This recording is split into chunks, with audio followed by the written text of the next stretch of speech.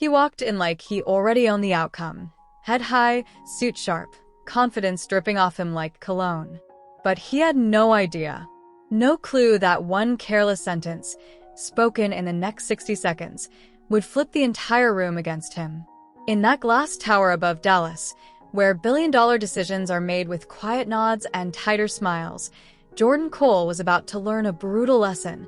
Sometimes the most dangerous thing a man can wear is certainty.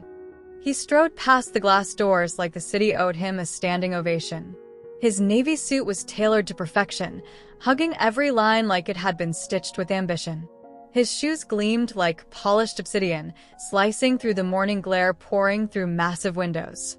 Behind him, his assistant hustled, tablet in one hand, lukewarm latte in the other. Jordan had taken 2 sips earlier, frowned, and deemed it beneath his standards. That was Jordan in a nutshell, sharp, polished, and too convinced the world danced to his tempo. The conference room was sleek, intimidating, long walnut table, high-backed leather chairs, a quiet hum of tension floating in the air like the scent of imported espresso. The people waiting inside were power players, measured, unreadable. Suits worth more than a semester's tuition, expressions carved from marble.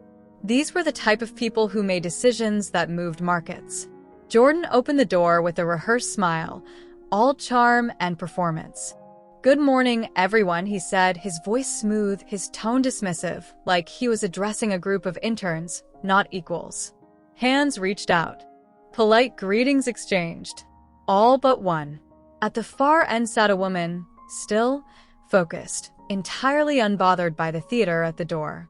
She didn't lift her head, didn't flinch, just studied her papers like they held more importance than the man standing in front of her. Jordan barely gave her a second glance.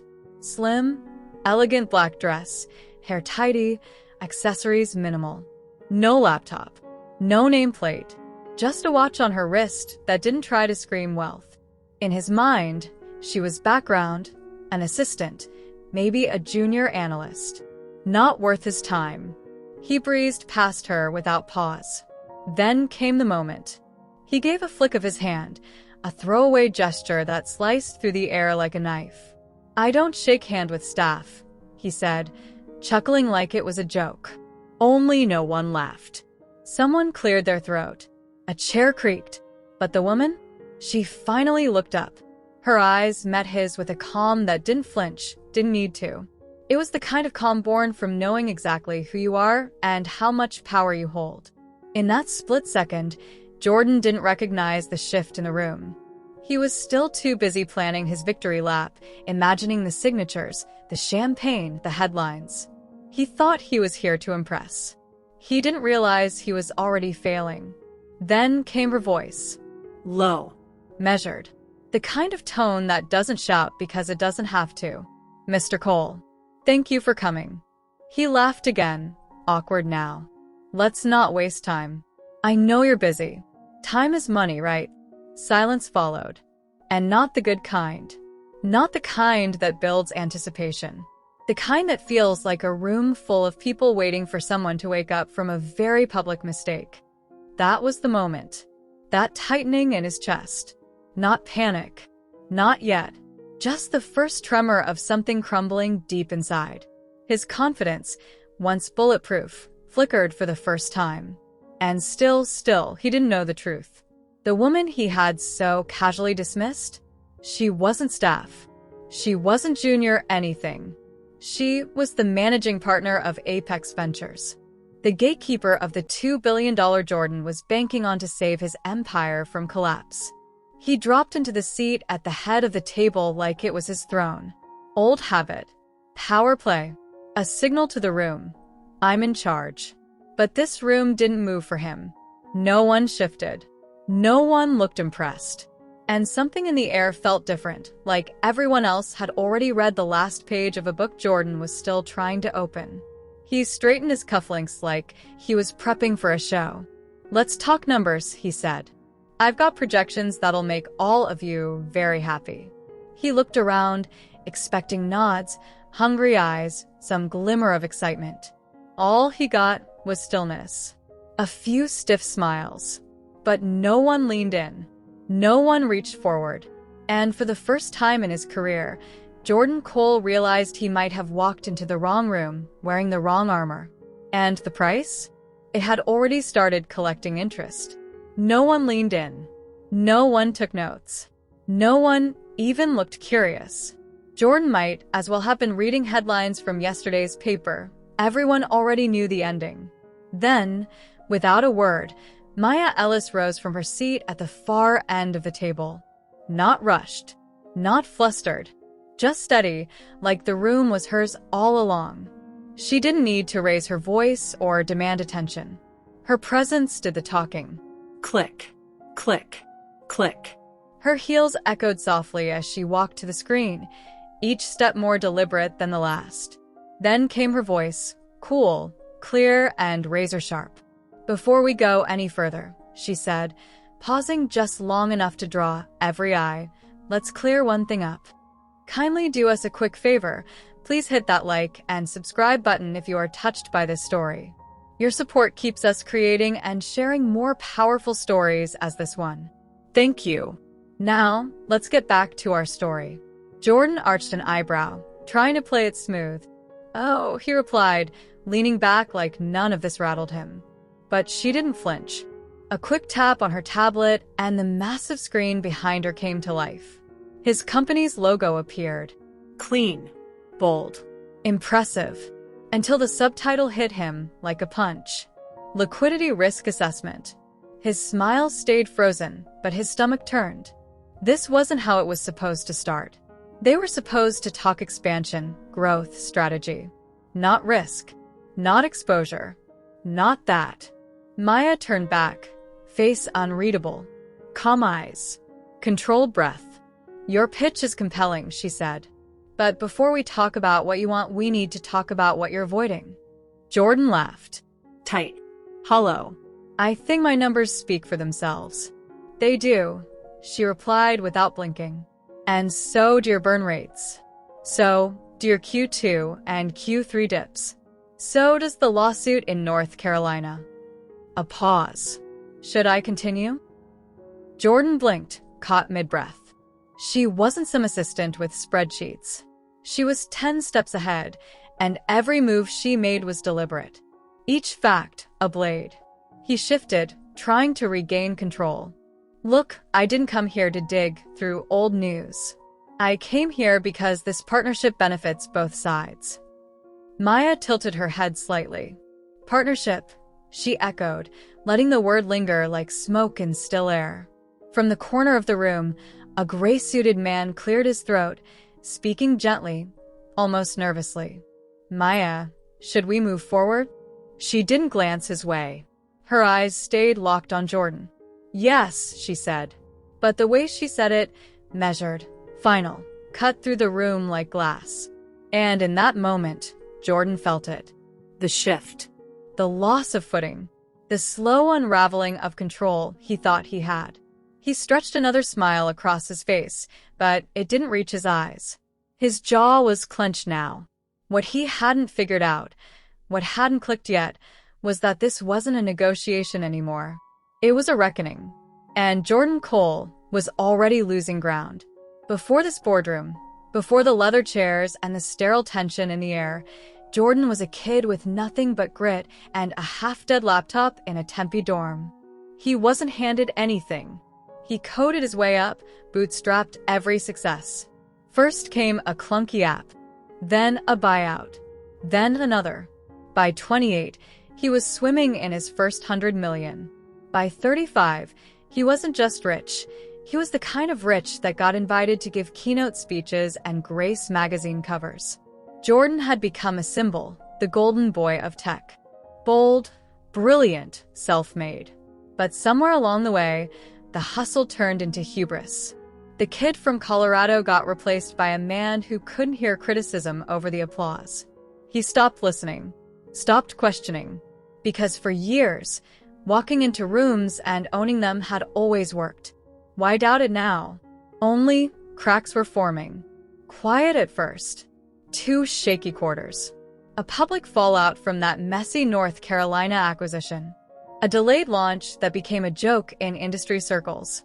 He dumped a fortune into a product that still wasn't ready, trying to outrun competitors that were faster, sharper, and hungrier. Investors started vanishing, subtly at first, then in waves. And now, on the surface, Jordan's company still looked strong. But underneath, it was hemorrhaging.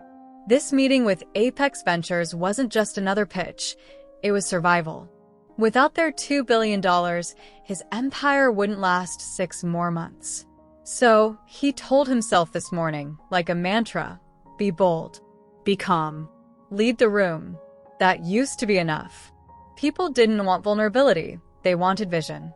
And Jordan had mastered the art of looking untouchable. So when he stepped into that room and barely glanced at Maya, when he assumed she was an assistant, a background figure, it didn't even register as a mistake. In Jordan's world, women like her weren't deal-makers.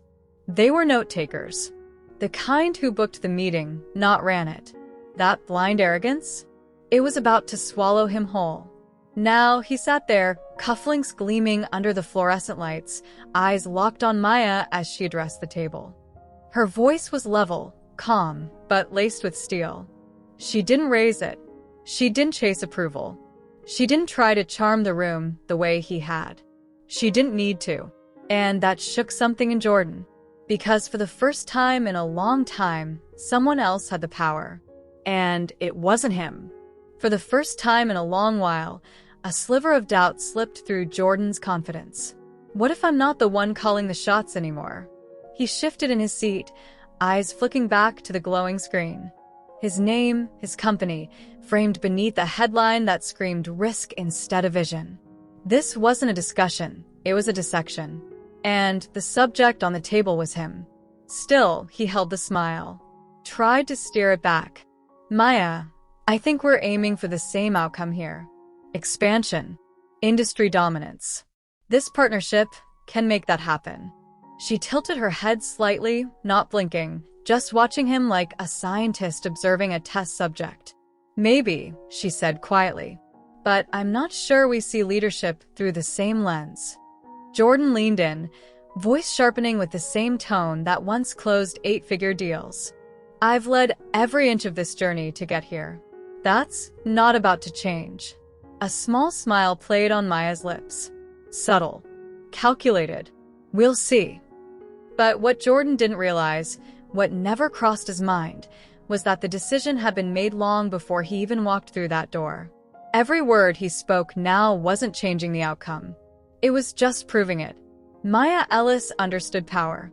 She didn't flaunt it, didn't dress it up or wave it like a flag. She let it sit still, listen carefully, and only speak when it needed to end the room. As Jordan kept talking, smooth, rehearsed, practiced, she simply watched. Not impressed. Not moved. Just quietly confirming what she already knew. This deal was never about spreadsheets or forecasts. It was about trust. About energy. About how a man shows up when the stakes are high. And Maya remembered the exact moment he'd sealed his fate. I don't shake hands with staff. He'd said it with a smirk, like it was nothing. She didn't react then. Her face had been unreadable as always. But something inside her shifted. Not because she was offended, but because that sentence revealed everything she needed to know. Men like Jordan always thought their net worth made them invincible. That their success gave them permission to be careless, to see people as props in their eyes. But Maya had seen that brand of arrogance before, and she'd outlasted every version of it. She didn't grow up in boardrooms or beach houses. She came from Baton Rouge, raised by a single mother who pulled night shifts in a hospital just to keep the lights on. Nothing about her journey had been handed over. And every room she entered now, she carried that truth with her, not as baggage, but as armor. And today, that armor made all the difference. Because while Jordan talked like power was something you performed, Maya knew it was something you carried. Quietly, steadily, without ever needing to prove it.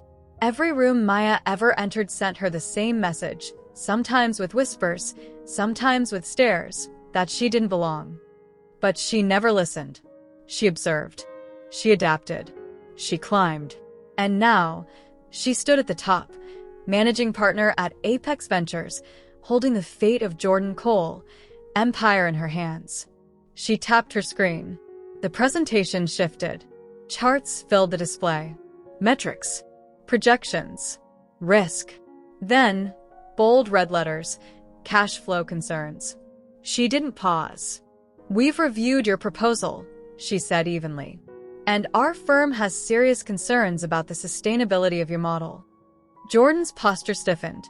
His voice sharpened slightly. "Concerns?" "Maya, with all due respect."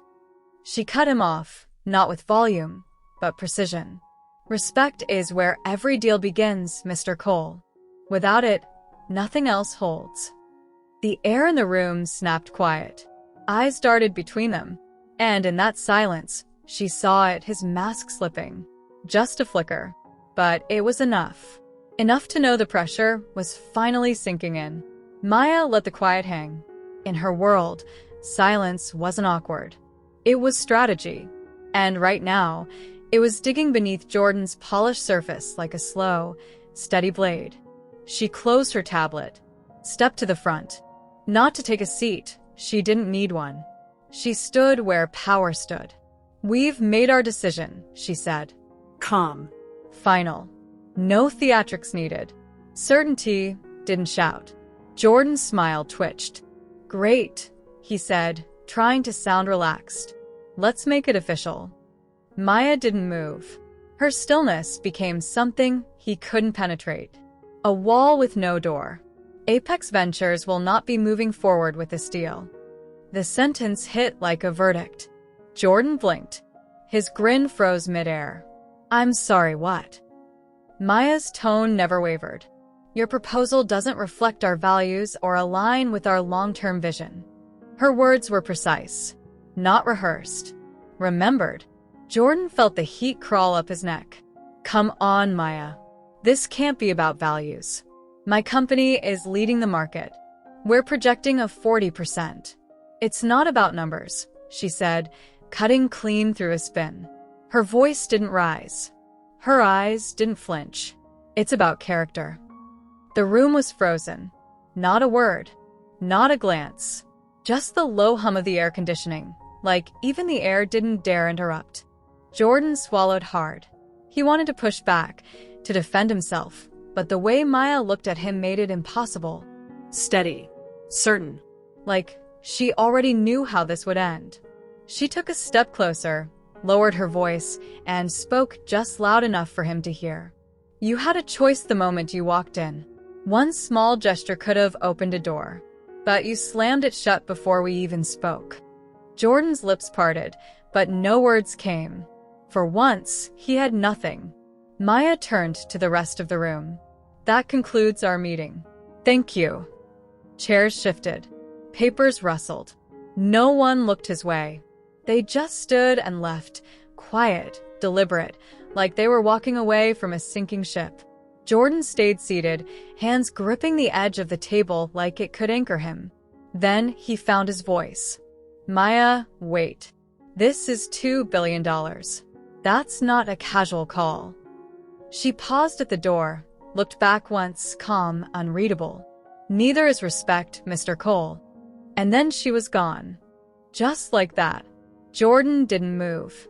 Her words sat on his chest like lead. This wasn't just a rejection. It was a reckoning. And it wasn't over. Because what Jordan didn't know, what he couldn't see from that chair, was that Maya's quiet exit would shake more than that room. It would ripple through headlines, rattle boardrooms, and crack the very empire he once thought unbreakable. The next morning it hit. Not outside. On his phone. Alerts lit up his screen in waves.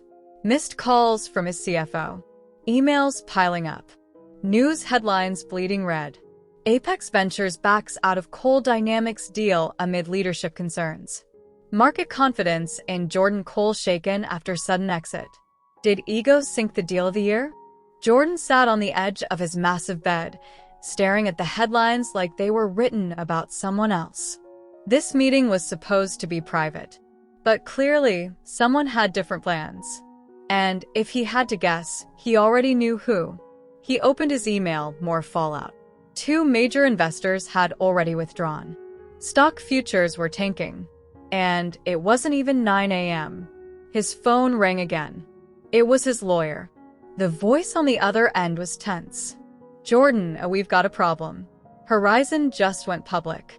And it's already snowballing. They didn't just shut down the deal. They made it personal. Lack of cultural alignment. Jordan clenched his jaw. He knew exactly what that meant. They're painting me as... Don't, his lawyer cut in. Just listen. It's already online. Social media's lit up. There's a clip. Jordan's stomach twisted. Clip? What clip? A link popped through. He clicked, and everything inside him went cold. The video was shaky, probably filmed on a phone from someone seated near the back. But the audio was crystal clear. His voice, his tone, his words. I don't shake hands with staff. 7 words. That's all it took. The internet didn't hesitate. Comments poured in like a flood. Wow. This is who's running billion-dollar companies. Maya Ellis is class personified. Respect doesn't cost money, but apparently he still couldn't afford it. His name trended, not for innovation, not for vision, but for arrogance. Investors weren't asking about performance anymore. They were questioning his character. By noon, the PR team scrambled into damage control. Crisis meeting, talking points, spin strategy, the usual fire drill. Apologize, they said. Control the narrative. Be human. But it was already too late. The image Jordan had spent years crafting, sharp, untouchable, iconic, was cracking in front of the world. He stared at his reflection in the black glass of his tablet screen. For the first time, it didn't look like a man in charge. It looked like someone lost, exposed. Because this wasn't just about numbers anymore. This was about something he'd always seen as weakness, humility. And the real blow hadn't landed yet. By sunset, he sat alone in his corner office, the city glowing outside, unaware, or maybe just indifferent, to the man unraveling above it. The phone had gone quiet. Not because the noise had stopped, but because the verdict was in. The deal? Dead. The investors? Gone. The market? Ready to eat him alive by morning. All of it, his empire, his reputation, undone in a single day. 1 meeting. 1 sentence. 7 careless words. I don't shake hands with staff. And that's when it hit him.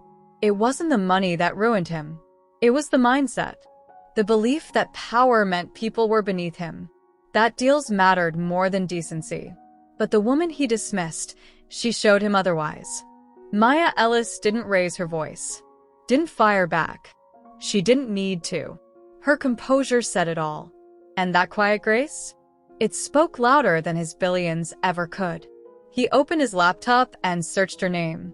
Article after article, post after post, praising her strength, her poise, her leadership. Each word a spotlight. Each sentence a reflection of what he lacked. And for the first time in years, Jordan said something he hadn't whispered since college. I was wrong. But the damage was done. Some lessons are cheap. This one cost him everything. Respect is free. But arrogance? Arrogance charges interest. And in the end, no matter how high you rise, people always remember how you made them feel, especially when you thought no one was watching. If this story made you pause, if it reminded you that humility and respect aren't just soft skills, they're the foundation of real leadership, then share it with someone who needs that reminder today. And if it resonated with you, don't forget to hit that like button and subscribe for more powerful stories that reveal what truly matters when no one's watching.